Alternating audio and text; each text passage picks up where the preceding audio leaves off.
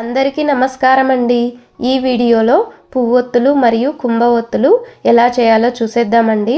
Video చివరి వరకు తప్పక చూడండి. ముందుగా శుభ్రం చేసుకున్న పత్తిని తీసుకుని ఇందులో నుండి కొంచెం పత్తిని తీసుకుని ఇలా చిన్న ఉండలాగా చేసుకోవాలండి. తర్వాత ఇంకొంచెం పత్తిని తీసుకుని పత్తిని పలుచగా చేసుకుని ఈ పత్తి మధ్యలో ఈ ఉండను ఉంచి ఇక్కడ వీడియోలో చూపిస్తున్న విధంగా ఇలాగా పువ్వులాగా చేసుకోవాలండి. ఇప్పుడు ఈ ఒత్తి గట్టిగా ఉండడం కోసం ఇంకొంచెం పత్తిని తీసుకొని ఒత్తి ముందు భాగంలో ఇలా ఉంచి విభూది లేకపోతే పాల సహాయంతో ఈ విధంగా ఇలా మెలిపెట్టుకోవాలండి. ఇలా చేయడం వలన ఒత్తి వెలిగించుకోవడానికి బాగుంటుందండి. ఇది ఒక పద్ధతి అండి. ఈ విధంగా పువ్వొత్తులను చేసుకోవచ్చు.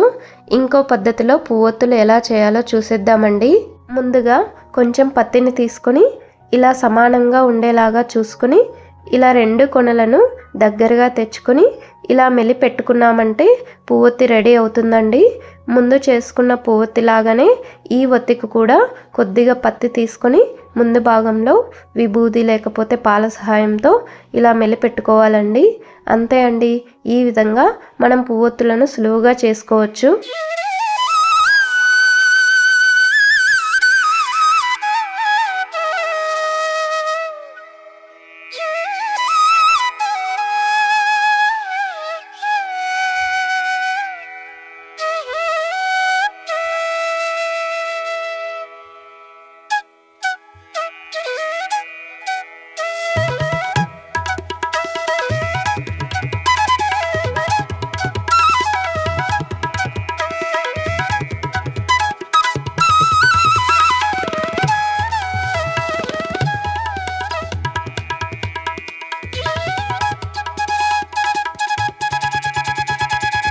ఇప్పుడు కుంభవొత్తి ఎలా చేయాలో చూసేద్దామండి.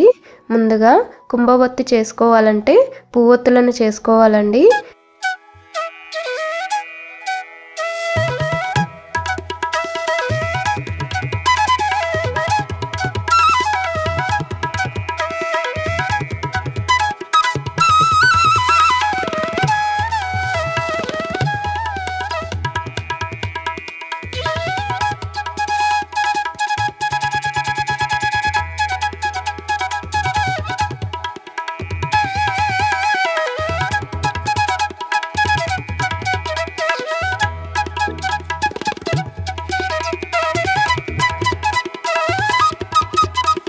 ఇలా 3 ఒత్తులను చేసుకున్న తర్వాత ఇప్పుడు ఈ 3 పువ్వొత్తులను కలిపి వాటి కొనలను ఇలా కలుపుకోవాలండి.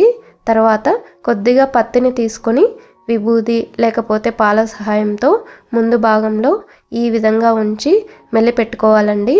అంతే అండి, కుంభవొత్తి రెడీ.